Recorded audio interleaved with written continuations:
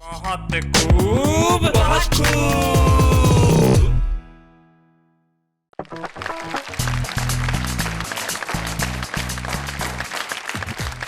सारे हिंदुस्तान को नमस्कार। आपके दोस्त शैलेश लोढ़ा को। और मैं जानता हूं आप इस वक्त बेसब्र हैं मेरे साथ कहने के लिए। आप भी जानते हैं कि आपको क्या कहना है, लेकिन फिर भी कहने में क्या हर्ज है। मैं आपको बता देता हूं कि आपको क्या कहना है। आपको कहना है बहुत खूब। तो आइए हम मिलकर कहते हैं बहुत खूब। आइए मिलते हैं आज की महफिल में हमारे साथ कौन कौन है। हमारे साथ हैं इंदौर मध्य प्रदेश के प्रीतम सिंह जख्मी। आइए जख्मी साहब, कैसे हैं आप? बढ़िया। जख्म थे इसीलिए किसी के प्रीतम हो गए, या प्रीतम हुए तो जख्म हो गए? हाँ, नहीं, प्रीतम हुआ तो जख्मी हो गया। चलिए, तो प्रीतम हुए तो आपको जख्म मिले गिफ्ट में। जख्म पूरे देश की महिलाओं का दर्द लिए जी रहा हूँ। अच्छा। बहुत प्रताड़ित है मेरे देश की महिलाएं जी। बहुत करुणा है उनमें, इसलिए मैं जख्मी अपने आप को महसूस कर रहा हूँ। क्या बात है। चलिए, तो आपके जख्म है तो जख्म में दर्द होता होगा। तो आइए हम दर्द साहब को बुला लेते हैं। हमारे साथ है दर्द शुजालपुरी।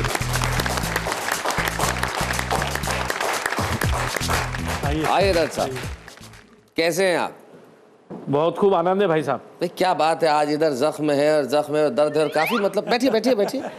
संयोग है भाई साहब। ये संयोग भी आपका दिया हुआ संयोग है। चलिए, आप दोनों का साथ देने के लिए आ रही है एक बिल्कुल नई कवित्री अमिता सिन्हा। आइए अमिता जी, बैठिए। कैसी हैं आप? अच्छी हूँ। प्रीतम सिंह जख्मी इंदौर में रहते हैं और दर्द शुजालपुरी खरगोन में रहते हैं। ये खरगोन में और ये इंदौर में और ये मुंबई में क्यों रहते हैं इसकी जानकारी मुझे नहीं है, लेकिन इसलिए रहते हैं क्योंकि रहते हैं। और जीवन में रहना बड़ा जरूरी होता है, और जीवन में जितना रहना जरूरी है उतना ही कहना जरूरी है। और क्या कहना जरूरी है? बहुत खूब। तो हमारे साथ है दर्द शुजालपुरी, हमारे साथ है अमिता सिन्हा और हमारे साथ है प्रीतम सिंह जख्मी। दर्द साहब, आप रिटायर हो गए हैं, अभी तक नौकरी वोकरी कर रहे हैं? भाई साहब दिसंबर में हो जाऊंगा। दिसंबर में हो जाएंगे? अच्छा, क्या बात है।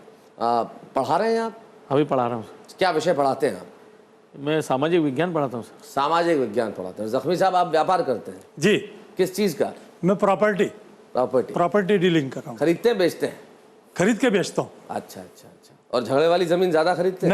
नहीं, प्यार वाली जमीन ज्यादा खरीदते हैं। चलिए, जख्मी साहब मोहब्बत की जमीन खरीदते हैं, तो मोहब्बत की जमीन पर ही हम सबसे पहली कविता खड़ी करते हैं। मैं सबसे पहले भोजपुरी बयार के सेगमेंट में एक छोटी सी कविता के लिए बुलाना चाहता हूं अमिता सिन्हा को। हम जोरदार तालियां बजाएंगे अमिता सिन्हा को।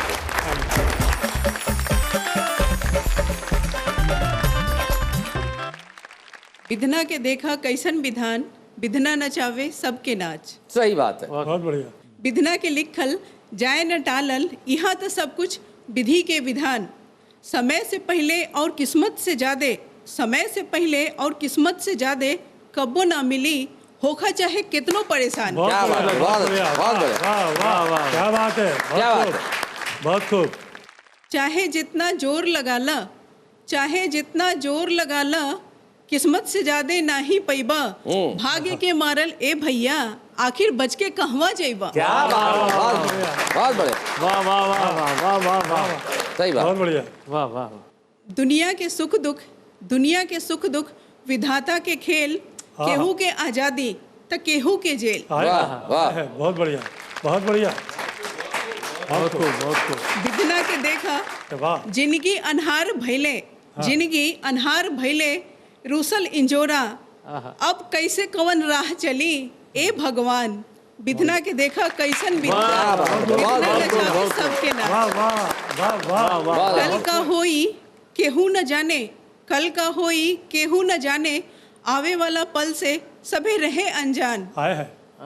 विधाता के देखा कैसन विधान, विधना नचावे सबके नाच। क्या बात है, बहुत अच्छा। बहुत धन्यवाद। तो ये थी अमिता सिन्हा जो बता रही थी भाई ईश्वरीय शक्ति, ईश्वरीय ताकत जो सबको नाच नचाती है। जैसे मुझे याद है कि एक गांव में एक आदमी की भैंस खो गई, तो भैंस ढूंढने के लिए निकले बाप बेटे। जी। तो रास्ते में हनुमान जी का मंदिर पड़ा। जी। तो मंदिर को आगे हाथ जोड़ के बोलने लगा कि भाई एक अगर मेरी भैंस मिल गई तो एक थन का दूध आपका। वाह। आगे फिर राम जी का मंदिर पड़ा। बोले भैंस मिल गई तो 1 टन का दूध आपका। और फिर आगे शिव जी का मंदिर पड़ा, तो फिर बोले एक मेरी भैंस मिल गई तो 1 टन का दूध आपका। तो बेटे ने कहा भैंस ढूंढ के क्या करेंगे, अब घर ही चले। बहुत बढ़िया। अब भैंस ढूंढने से क्या फायदा? जितने थन थे उतना तो दूध आपने दे दिया, बांट ही दिया। बोले बेटा एक बार इस भैंस को मिल जाने ले, फिर भगवान को तो मैं देख लूंगा। ये जो इंसान है ये भगवान को देख लेता है। देखते आप बहुत खूब भी है, देखते रहिए, हम आते हैं ब्रेक के बाद। बहुत खूब, स्वागत है बहुत खूब में आपका। और बहुत खूब में हमारे साथ प्रीतम सिंह जख्मी है, जो ये अपने परिचय में बता रहे थे कि देश की महिलाओं का दर्द लेके घूमते हैं। भाई क्या बात है, वैसे तो आप अपने साथ भी ये दर्द लेके घूमते हैं, ये दर्द साहब भी आपके साथ ही हैं, और महिलाओं का दर्द लेके भी घूमते हैं। आप जख्मी हैं, हमारे प्रधानमंत्री जी भी गठबंधन सरकार की वजह से जख्मी हैं, अपने मंत्रियों के सदकर्मों की वजह से जख्मी हैं। अब उनके जख्म की हम बात क्या करें, हम आपके जख्मों की बात करते हैं। तो प्रीतम सिंह जख्मी साहब के जख्म किन कारणों से हुए और इनके जख्मों में कितना दर्द उठता है, ये सब बताएंगे प्रीतम सिंह जी। आइए जरा प्रीतम सिंह। ओहो वाह वाह वाह वाह, क्या बात है, बल्ले बल्ले। ओ बल्ले जी। पिछली बार जब मैं आया उस दिन चंद्र ग्रहण था, मैं अटैची लेके जैसे ही बाहर निकला तो मेरी श्रीमती जी मुझे बाहर तक छोड़ने आई जी। काफी उदास थी। अच्छा। शैलेश जी काफी उदास थी। मैंने उसे खुश करने के लिए कहा उदास क्यों होती हो, 3-4 दिन में लौट आऊंगा। हाँ। खुश नहीं हुई। अच्छा। उसे खुश करने के लिए मैंने कहा कि 25,000 रुपए भी लाऊंगा और लाकर आपको ही दूंगा, फिर भी खुश नहीं हुई। उसे खुश करने के लिए मैंने कहा तुम तो चंद्रमा जैसी सुंदर दिखाई देती हो। तो व्यंग्यकार की पत्नी थी, वो तपाक से बोली तुम भी तो ग्रहण की तरह चिपके हुए हो। अरे बहुत जोरदार, बहुत जोरदार। देश की महिलाओं का बहुत दर्द खूब। लेकर जी रहा हूँ जी, और जी। महिलाओं का मैं बहुत सम्मान करता हूँ, आप बहुत सम्मान करते हैं, क्योंकि देखा महिलाएं मैंने। सबका ख्याल रखती हैं। जी जी जी। महिलाएं खाना बनाती हैं, माता पिता बहन भाई बच्चों सबका ख्याल रखती हैं, वाह वाह। और आए हुए मेहमानों का ख्याल रखती हैं, प्यार से भोजन कराती हैं। जी। महिलाएं यहाँ तक कि मूक पशुओं प्राणियों का भी ख्याल रखती हैं। हाँ जी। खाना बनाते वक्त पहली रोटी गाय के लिए निकालती हैं और आखिरी रोटी कुत्ते के लिए निकालती हैं। क्रम आज भी जारी है, सदियों से निकालती हैं, क्रम आज भी जारी है। लेकिन आजकल न गाय को खिलाती हैं न कुत्ते को खिलाती हैं। रात को जब थकारा पति घर पे आता है दोनों रोटी उसको खिलाती हैं,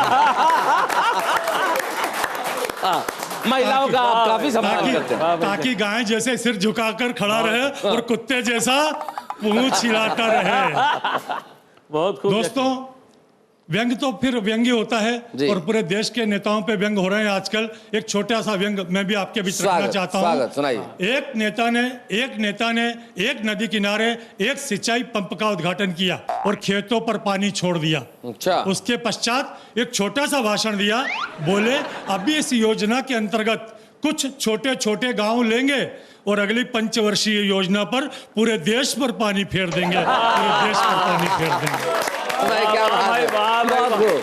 दोस्तों मैं आपको एक खुशी की बात बताना चाहता हूं कि मैं 3 दिन पहले ही मेरे विवाह की 24वीं वर्षगांठ थी ओ हो भाई, बहुत अच्छे, बहुत बढ़िया, क्या बात है। और मेरे एक शराबी मित्र हैं, खूब टुन्न रहते हैं, हाँ। और उनके विवाह की 25वीं वर्षगांठ थी। अच्छा। उन्होंने एक बहुत बड़ी पार्टी दी, बहुत अच्छा खाना बनाया, केक काटा और उसके बाद स्टेज पर खड़े हो गए और बोले मैं दुनिया का सबसे भाग्यशाली व्यक्ति हूं जो मुझे इतनी सुशील पत्नी मिली। मैं दुनिया का सबसे भाग्यशाली व्यक्ति हूं जो मुझे इतनी चरित्रवान पत्नी मिली। मैं दुनिया का सबसे भाग्यशाली व्यक्ति हूं जो मुझे इतनी सुंदर पत्नी मिली। 25 साल कैसे निकल गए पता ही नहीं चला। तभी उसकी पत्नी दौड़ती हुई स्टेज पर आई और छाती कूटते हुए बोली कोई मुझसे पूछे कि 25 साल कैसे निकले। दोस्तों एक व्यंग दे रहा हूं आपके बीच में। सुनाइए। समय बदला जी। युग बदला, लोकोक्तियां बदली, मुहावरे बदले, कहावतें बदली, यहाँ तक कि भ्रष्टाचार की परिभाषा शिष्टाचार में बदल गई और एक भ्रष्ट नेता ने कोठी बनाई, समय बदला, कोठी कोठे में बदल गई, भाई क्या कोठी बात है। कोठे में बदल गई। बहुत बढ़िया, भाई बहुत बढ़िया प्रीतम सिंह जख्मी जी, ये महिलाओं का काफी सम्मान करते हैं, आपकी हर बात से ऐसा जाहिर भी हुआ, चंद्र ग्रहण की बात से भी। लेकिन आपने एक बात कही बीच में कि सिंचाई पंप का उद्घाटन किया और नदी, नेताजी और नेताजी की कोठी। अब नेता, नदी और कोठी, इन तीनों से मुझे एक घटना याद आ गई जी कि भाई नदी भी है, कोठी भी और नेता भी है। तो इन तीनों से मुझे एक घटना यूं याद आ गई कि हुआ यूं, आपने जो भ्रष्टाचार की बात की कि भारत के एक मंत्री किसी प्रदेश के अमेरिका के किसी प्रदेश के मंत्री के घर चले गए और वहां जाके ठहरे एक्सचेंज प्रोग्राम में। अब वहां गए तो देखा कि वो जो अमेरिका के मंत्री की कोठी थी वो बड़ी शानदार, बड़ा शानदार बंगला। तो भारत के प्रदेश के मंत्री ने कहा कि भाई इतना शानदार बंगला, मैं तो हिंदुस्तान में मंत्री हूं, मैंने तो कभी नहीं बनवाया, तुमने कैसे बनवाया? तो बोले चलो मेरे साथ दिखाता हूँ। खिड़की खोली मंत्री जी ने और सामने नदी दिखी जी। और बोले वो नदी देख रहे हो? बोले जी देख रहा हूँ। बोले उस पर बना हुआ पुल देख रहे हो? बोले सर देख रहा हूँ। बस बोले उसी के 10% से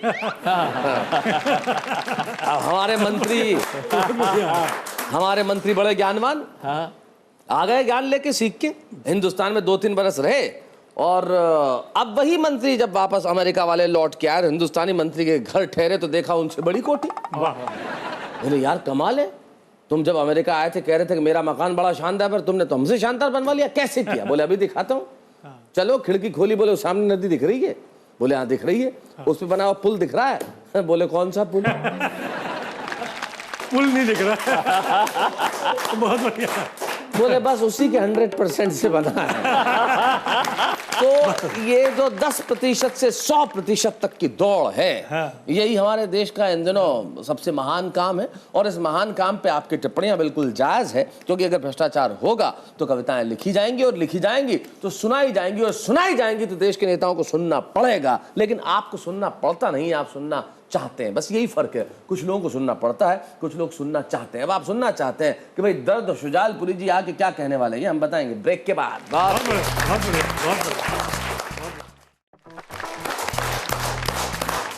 आ गए हैं हम आपकी महफिल में, और आपकी महफिल में इसलिए कहता हूं कि आप इतनी मोहब्बत देते हैं इस महफिल को कि मेरी महफिल, हमारी महफिल तो रही नहीं, आपकी हो गई, सारे देश की हो गई। तो बहुत खूब की इस मोहब्बत को सलाम करते हुए आइए हम मोहब्बत की कुछ शायरी सुनते हैं दर्द शुजालपुरी जी से।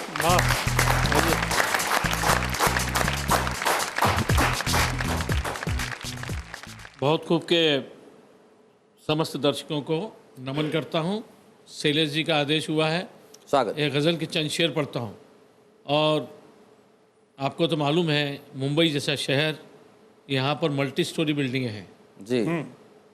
उनको ही जहन में रख करके मैंने ये गज़ल का मतलब कहा है। स्वागत है, स्वागत है भाई साहब, स्वागत पेश करता हूँ कि रोज मेरी छत पर चांद निकलता है। अच्छा है। रोज मेरी छत पर चांद निकलता है, मैं भी टहलता हूँ वो भी टहलता है। क्या बात है? मैं भी टहलता हूँ वो भी टहलता है। रोज मेरी छत पर चांद निकलता है, मैं भी टहलता हूँ वो भी टहलता है।